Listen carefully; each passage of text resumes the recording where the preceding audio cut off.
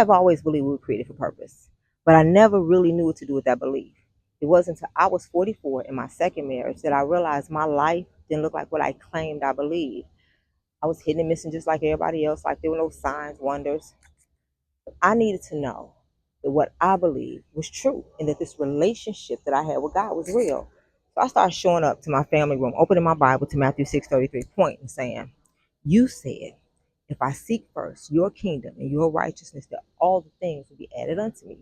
Teach me how to seek you."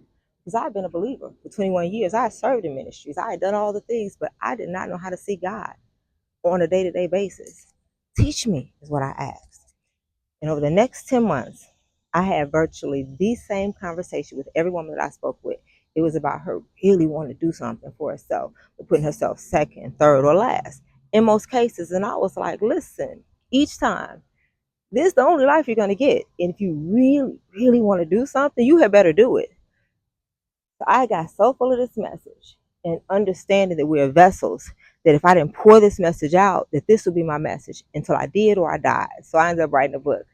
And within an hour of me completing that book, it got accidentally deleted. I was devastated. Like it was a gut punch. I cried all night. The next morning I got up, could barely breathe.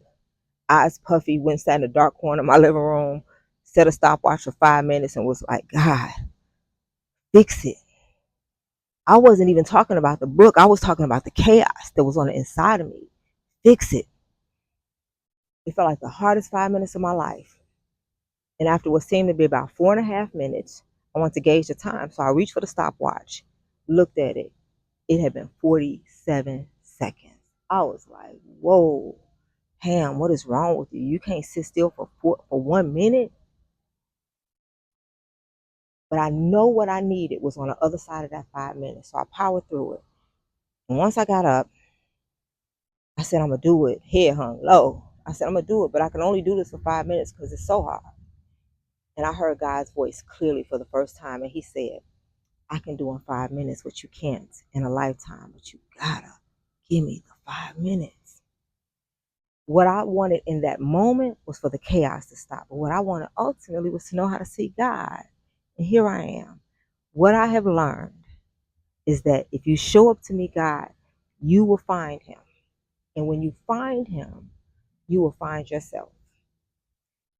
I know that everybody's journey is different, but over my journey of transformation, leaving a 27-year real estate career to now walking fully in the thing that God created me to do, but there was a transformation period. And I learned that if you take certain principles and apply them to your life, that they will help you align and position yourself with yourself and God's purpose and plan for your life. You don't have to keep hitting and missing.